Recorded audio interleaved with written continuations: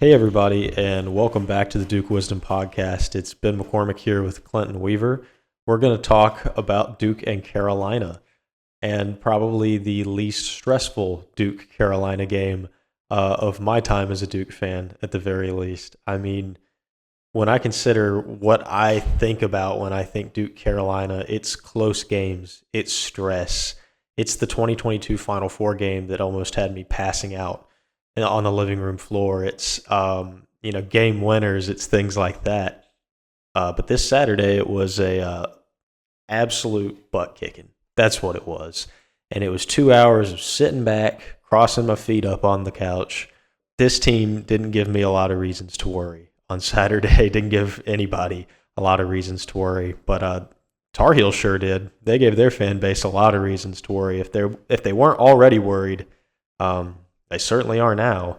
The Hubert's on the chopping block. The Heels are now officially even on Joe Lunardi's bracket outside of the field, and he was probably the last guy clinging on to life with UNC's tournament hopes. So things are in dire conditions right now for the Heels.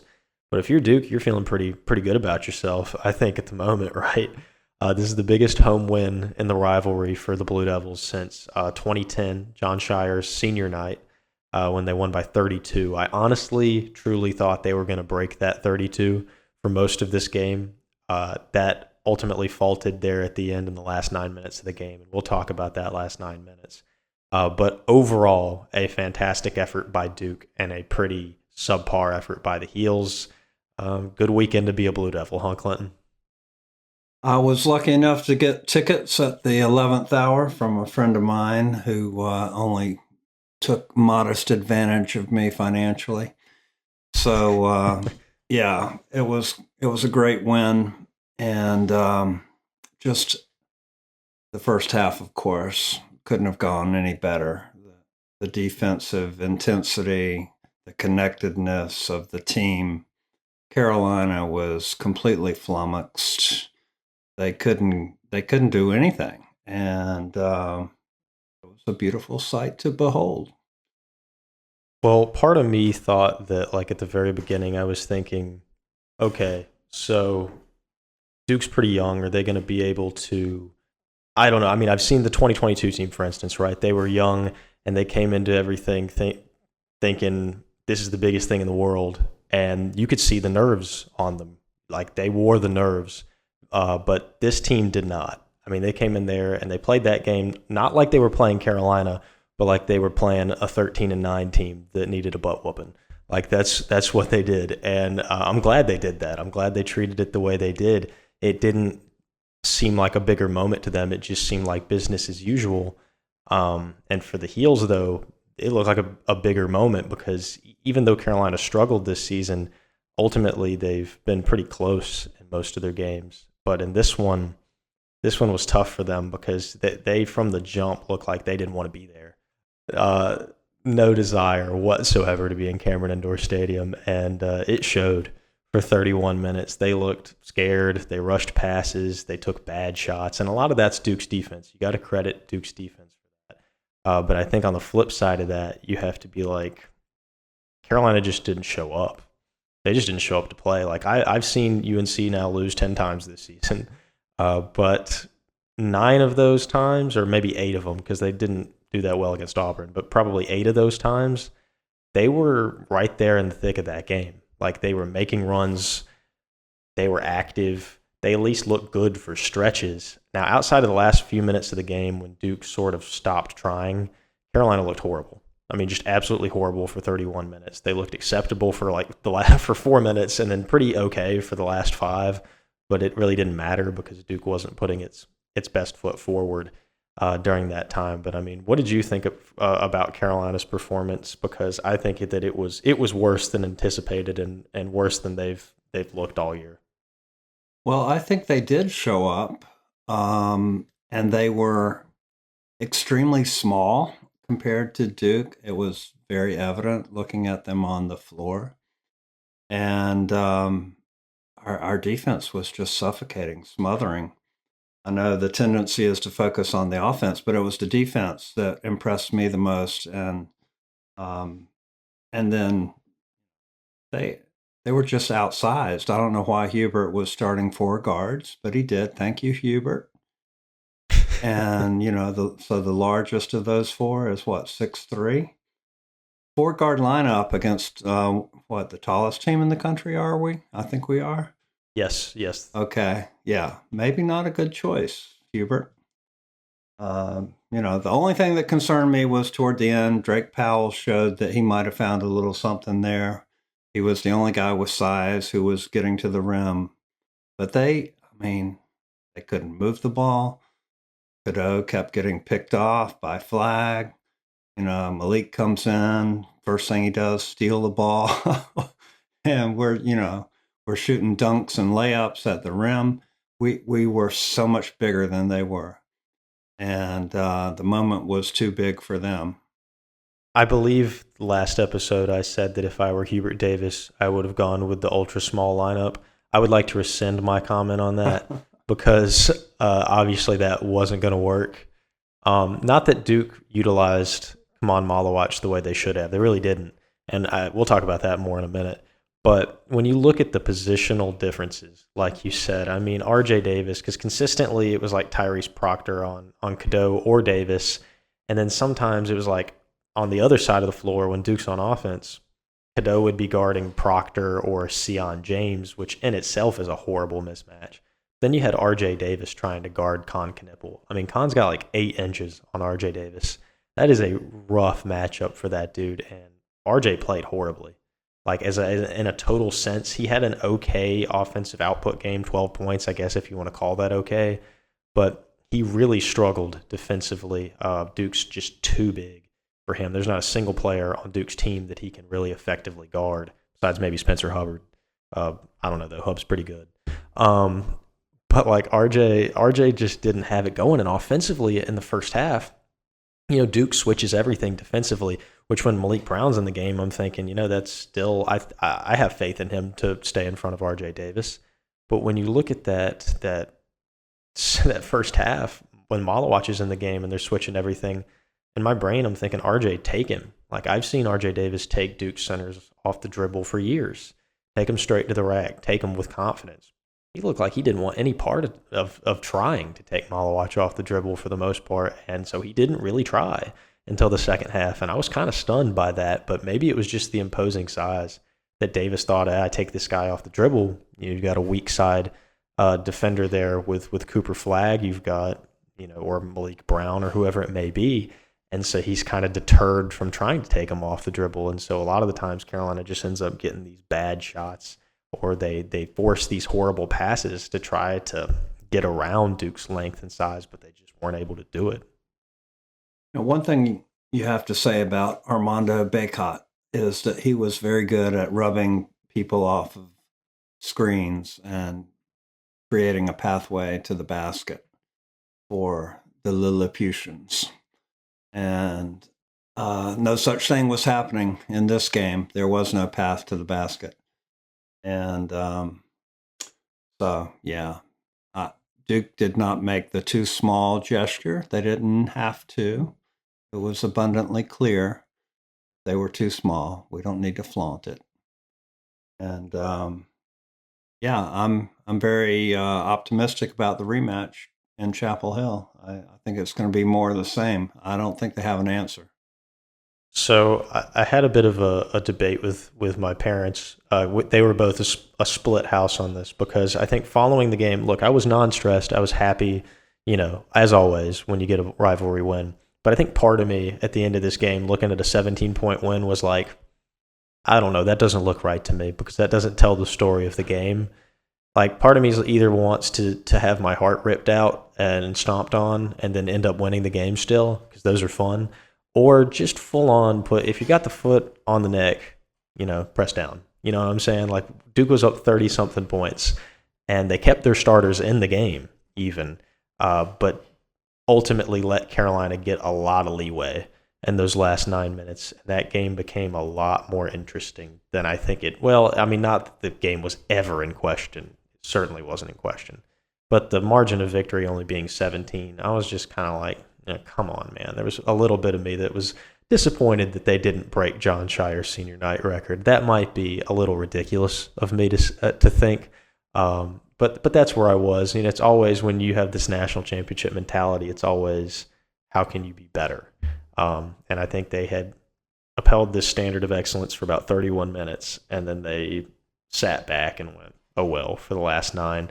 I mean, did that frustrate you at all, or was that just kind of water under the bridge? The only issue for me was, are we going to leave at the under 4 timeout or not? And they were giving me a little bit of concern there for a minute. Should we really leave at this point?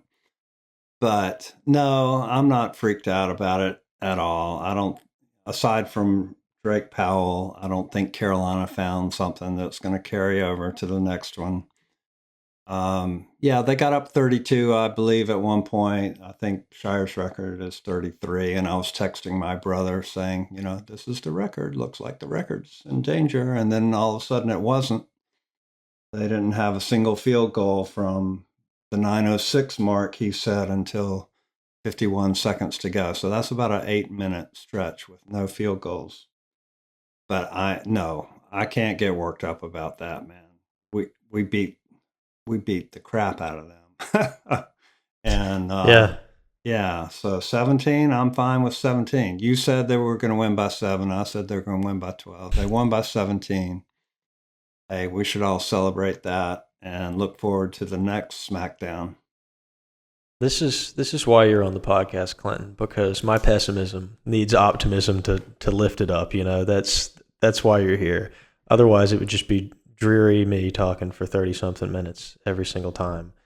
When you look at the rest of their schedule, right, like their next 2 games are huge, just massive basketball games for Carolina. They got Pitt at home and then at Clemson. If they lose either of those games, they're done, unless they can somehow beat Duke the second time, which I highly doubt, given what just happened.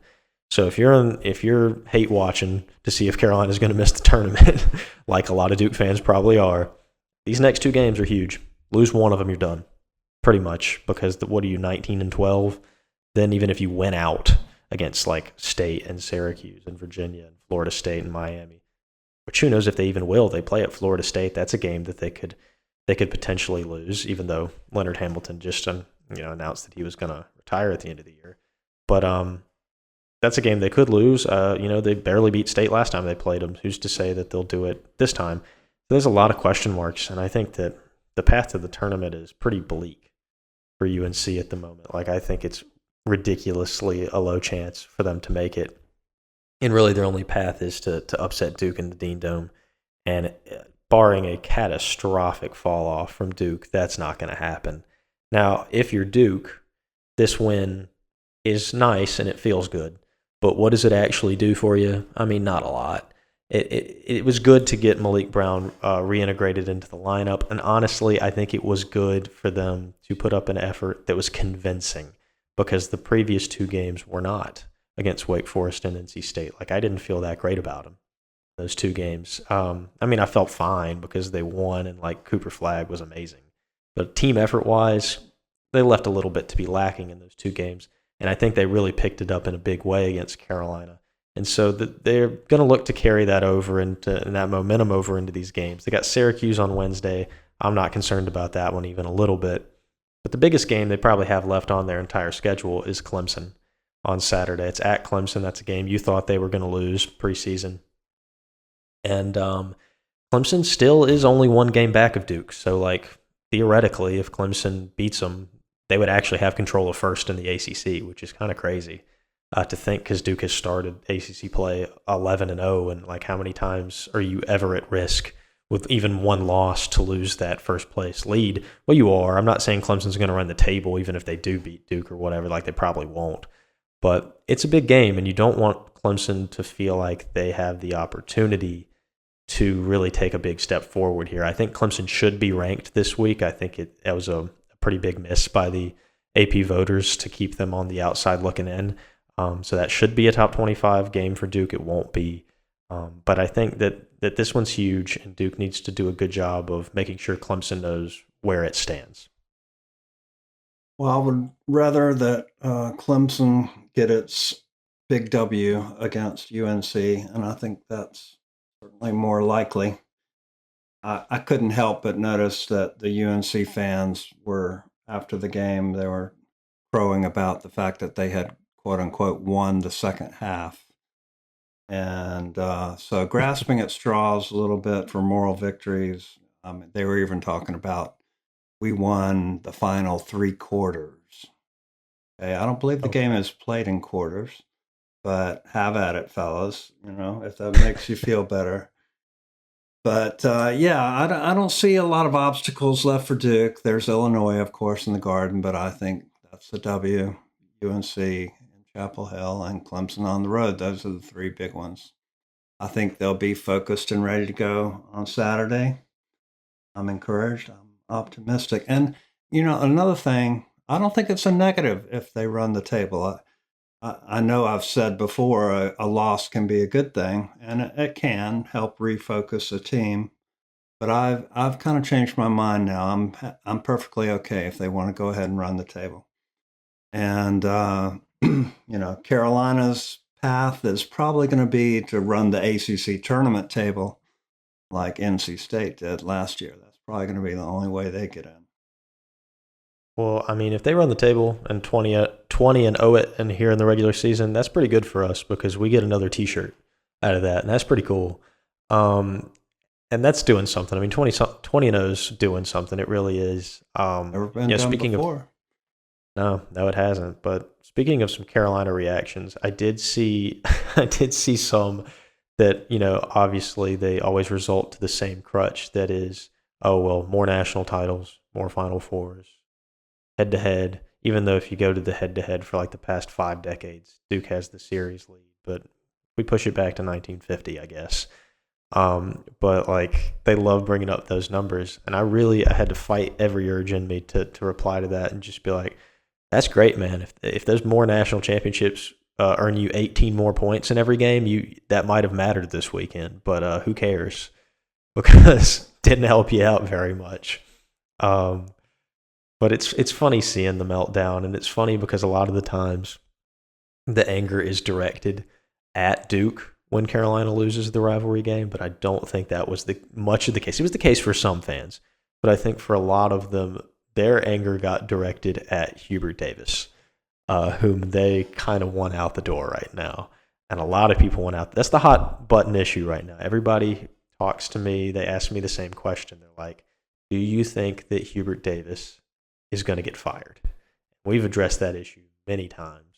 I think it's getting a little harder by the day to keep him, but just because of how much the fans aren't liking him right now. I still fall under the umbrella that I think he gets another year. Have you changed your mind at all about that? I think a lot of the tale will be told over the next few weeks and how they finish. They finish reasonably strong, just lose a couple. Maybe they'll miss the tournament, but I think he'll get another crack at it. They'll go for what? That'll be his 4th year, is that right? I think this is his 4th year. Yeah, okay. Yeah, so it'll be his 5th. So they'll go best 3 out of 5 and see how he does. He definitely gets some grace period for making the title game, being a 1 seed last year and all that stuff. I mean, everybody wants to talk about roster construction. That's true. He missed on a bunch of bigs and then brought in a guy who literally can't hit the broadside of the basket, and Cade Tyson. But, I think more questionable judgment is the lineup that he put out there on the floor. And the team just, some people are saying the team doesn't really seem to be trying that hard or cohesive and not rallying around him the way they would if they certainly would if they were winning, but doesn't seem to have the team together. And worrisome. Some people are comparing him to Matt Doherty, his reign of terror. So we'll see. We'll see if he can survive it. I think he probably gets one more year, unless they just completely go to hell in a handbasket. All right, well, more big picture rivalry stuff. Let's talk about some of our favorite rivalry wins. Obviously, this game did not make the list for me, even though it was a relaxing, non-stressful game. I tend to, for some reason, maybe because I don't like myself or something, I tend to like the stressful games more than this one because just looking back on it, it's just a lot sweeter. Though this one was pretty sweet itself.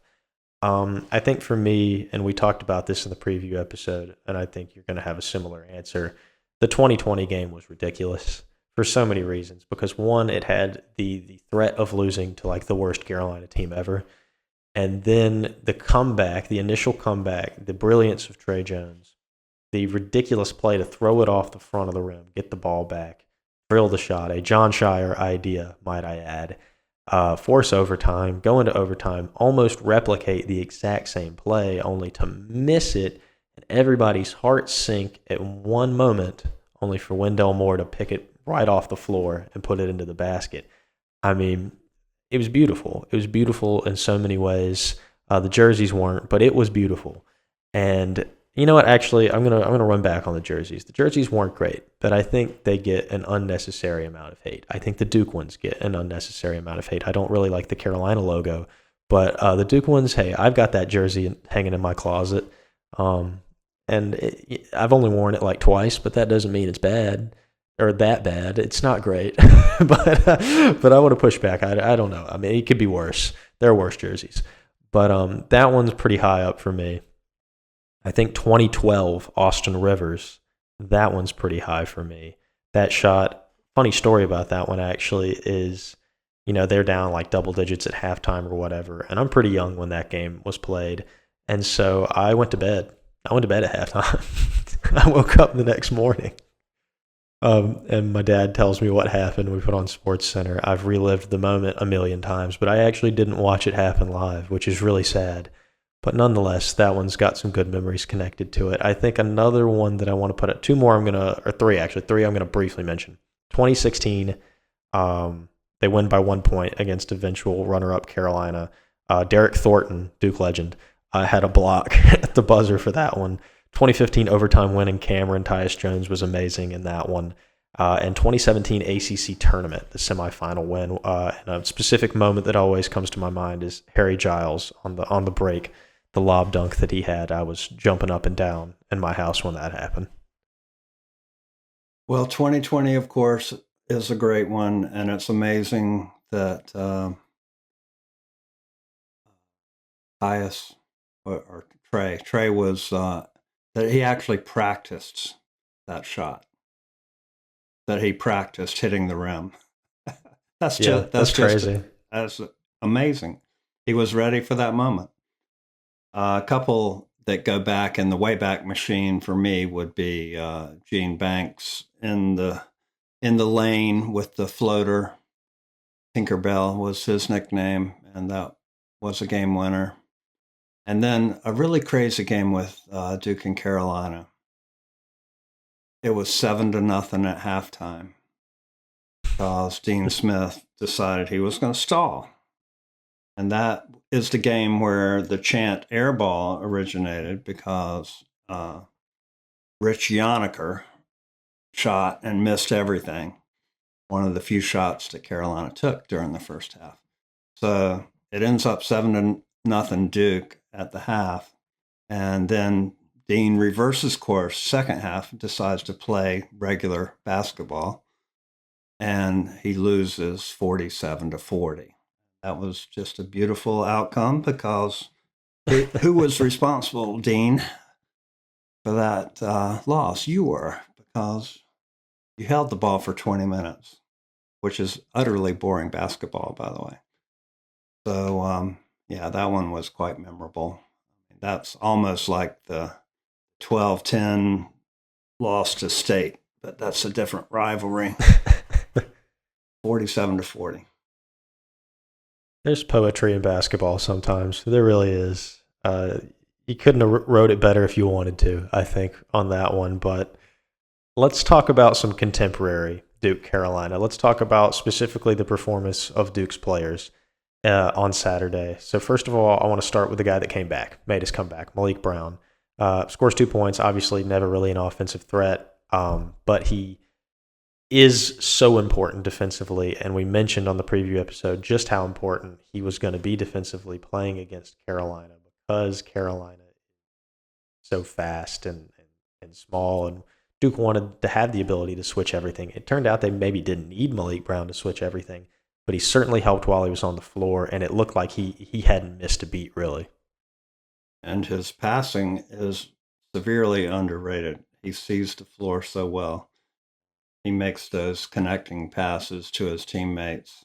He just knows what to do, where to go, where to be, and he has the hands of an octopus. So he's a tremendous glue guy, role player that I think every championship Duke team has one of those, and he's it. So the other big man, the other piece of this puzzle is Kaman Malawach, who I said we would talk about more later. Malawach for me had an okay game, not a great one. He had 6.6 rebounds in just 21 minutes. I wasn't necessarily disappointed in much that he did because honestly, he did a really good job switching everything on those ball screens and taking on those guards. There were certain moments where he got beat, but that's to be expected. I think where he maybe, or it wasn't even his fault, it's where the team fell short. And I've mentioned this time and time again throughout the last few weeks and months, but just the inability to get that man the ball when he's that much taller than his opponent, like, why aren't you just feeding him the ball constantly with Van Allen Lubin and at the 5? Like, dude, this dude should be dunking all over Lubin's head. And there were some plays where he got the ball where he just didn't dunk it on his head. And that's where he could learn from Derek Lively because Derek Lively knew nothing but dunk. And sometimes I wish that Malawach had that same mindset. Now, he does dunk a lot of things, and he certainly has more finesse to his game than Derek Lively did. But I would like to see him be a little bit more relentless in the paint. Like when he does get the ball, when they do make the sane decision to get 7-2 man the ball against 6'8 guy, he should probably take it and throw it down on his head. And so I'd like to see a little bit more of an aggressive pursuit to get him the ball. And once he has it, he needs to just look to create a poster every single time he has it. And I think that gains him confidence, that gains the team confidence. And so my final piece on him is that I think Kaman Malawach played a good game, not a great game, and that's both a little bit on him and a little bit on the game plan. Well, I watched J-Man Takes. He does the breakdowns of the plays, and he was saying, and I think he's right, that Carolina was game planning for Malawach. They were collapsing on him. And Definitely, yeah. they were making it hard for him to get the ball. But as a result, that was freeing up other guys to be found on relocation passes. And so that, to me, gets back to Hubert and his strategy. Was that wise to collapse down on Malawach and leave other guys wide open for 3-pointers? That's what he did. And so, yeah, it stopped Malawach from having a big game on the pick and roll and all that, but didn't stop Duke. In fact, it helped us. So he kind of served as a decoy in a sense, that it looked like Carolina was really worried about him as a lob threat and devoted maybe too many resources to trying to stop it. It certainly is something to make your game plan about stopping a guy that averages 8 points. I mean, maybe that's the problem that Hubert Davis is having right now. But yeah, shout out to Jordan Mann, member of the Duke Wisdom Network. Jordan, we love him, and he's right. He's right. They did put up a defensive effort to try to stop Malawach from getting the basketball, and that freed up so many looks. I think my main gripe maybe is that, yeah, they start the game like that, but I don't think that Carolina was completely consistent once they tore through the defensive scheme and were like, okay, well, now we're burning you with Cooper Flagg, Con Knippel, Tyrese Proctor. At that point, Carolina switched up a little bit. I mean, even went to zone at times, right? And so I think that there were moments and there were times where Duke could have readjusted and been like, okay, Malawach is here now. And so I think they need to be a little more mindful about him throughout the game, because it seems like whenever they do get the ball to Malawach, it's usually a very early game decision. It's like, is he going to get the ball today, or is he going to be a decoy today, like you said? That decision is made pretty early on in the game. I'd like to see a little bit more of a fluid effort. Like, that can change throughout the game. He doesn't just have to be a decoy one day. He doesn't just have to be a guy that you actually dump to and look for on offense the whole game. He can switch that role. He can be a screener for a little while and then the other team adjust, whatever it might be. One could argue Carolina didn't adjust enough because of the way this game went, and that's probably true. That zone didn't really accomplish much anyway. But, I always want to see Malawach succeed because I like the guy so much. Let's move on to kind of the last guys I want to talk about, and that is first of all, actually, before I talk about those guys, let's talk about the bench. The bench didn't do much, and that's becoming a little bit of an issue, if you want to call it that. Mason Gillis is hit or miss on whether he's going to give you any points. Malik Brown doesn't really need to. The main problems are Isaiah Evans isn't really playing a lot of minutes. He gave you 3 points. He's not playing a lot of minutes, not doing much. And the Caleb Foster situation just doesn't look like it's getting better at all. He's just getting further and further into the back of his head, and he cannot get out of this slump. And I'm kind of at the point that I don't think he's gonna. It's February, and I think ultimately I can't see him getting out of this especially not by the end of the regular season. He's too far. He's still retreating further and further back. He's not making really any steps forward, and that's really sad to see, I think. It is like literally not making steps forward. He stands out there at the top of the key and he dribbles and he dribbles. The team looks like a totally different team when he's out there running it compared to the starting five. It's night and day difference, and I don't know if he's in his head or what, but yeah, he's not performing. It's like sand in the gearbox clogging up the machinery, and the whole team just comes to a grinding halt when he's out there running the show. And maybe he's just not supposed to be a point guard. Maybe he's meant to be a wing or something. But when he's at the point, the whole team chemistry, everything changes. Isaiah, he only got 7 minutes, so I don't know why he's not getting more run, but he's not lately. Mason Gillis, he had 4 fouls, so that's a little understandable that he got pulled because he was just racking up fouls. But at least he made a 3-pointer, and he continues to contribute in a positive way. So, my concern is more the minutes, that Coop was just totally exhausted with 38 minutes, and Khan had 35. It's like the Iron Four. Tyrese had 32, Sion had 32. So those guys, top 4 guys, are all logging 30-plus minutes. And that's a big reason, I think, why they started giving up baskets toward the end of the game. Cooper was clearly tanked. Yeah, and that brings me back to that point of when they did poorly for the last 9 minutes. If I'm John Shire and you're up by that much, why not just put in the second string? I mean, if your first string's beat like that, and you're gonna win the game, they're gonna give up half the lead anyway. Why not just let Foster and Evans and Harris and Gongba play for the rest of the way, and just they're not gonna lose the game unless they had the worst performance of all time. So just put them out there, and if it gets real bad, at least then you sat down the starters for a few minutes, put them back out there. I do think that while the starters are fantastic, and that's what we're going to talk about next, they do get a little bit too much run maybe in games that Duke is going to win handily. And that was maybe definitely an issue at work there for the last few minutes.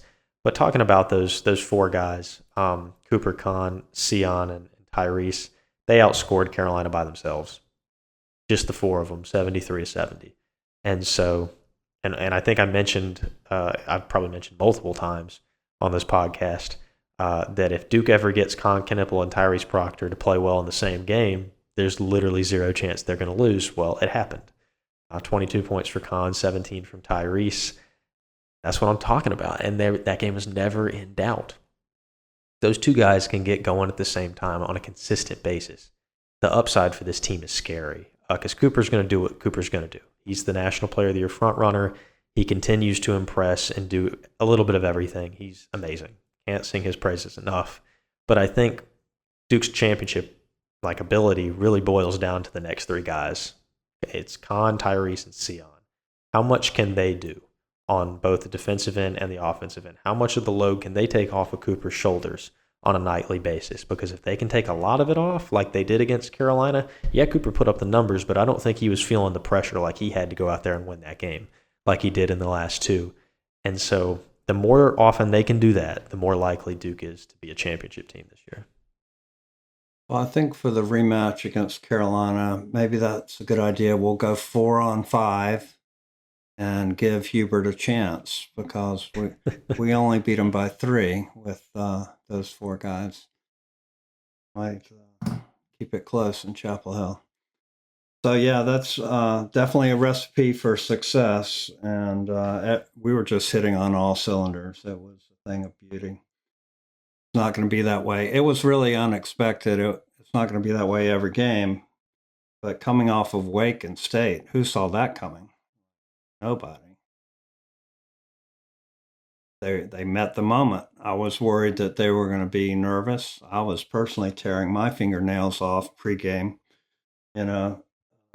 worrying that it was going to be one of those Duke Carolina games, but it was not. It was a cakewalk,